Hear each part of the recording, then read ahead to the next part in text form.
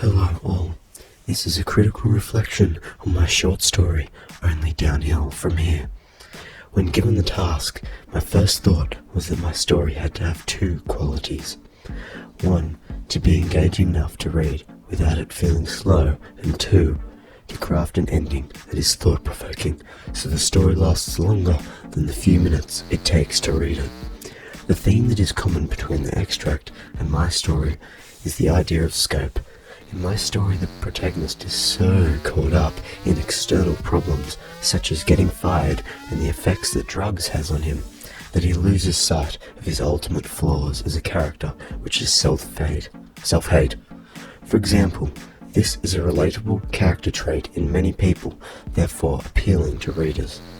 The resolution in the story is when everything is at its worst. His skull is bent, he's high due to his drug use, and in extreme pain. This is the turning point near the end, which shows him removing himself from the situation and looking at the situation with a new perspective and with a greater scope, like the extract. Other techniques used are truncated sentences which give the story a very scattered and spontaneous feel, which mirror the thought processes of the protagonist. This is beneficial because it puts the reader in the place of the main character. First-person point of view is also used to complement this effect. My main influence for my style of writing is the songwriting of Donald Fagen and Walter Becker, as their writing is very fragmented and cryptic, forcing the reader or listener to put together the pieces of the puzzle. The protagonists of their stories are often extremely flawed characters, which in my opinion make for a much more exhilarating read/listen.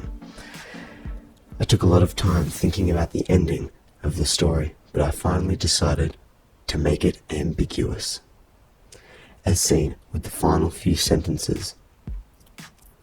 The story seems to finish on a positive note, but the last sentence, "I start over," could be referring to him going back to his toxic habits as a vicious cycle, or it could mean his starting new with an improved outlook on life.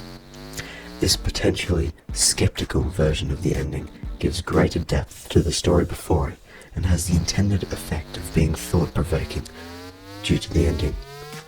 Overall, I believe my story to have been a successful attempt of the responses and emotions I intended the readers to go through. It was a fun process, all up, as short stories are great for developing writing skills at a smaller but more focused and risky scale.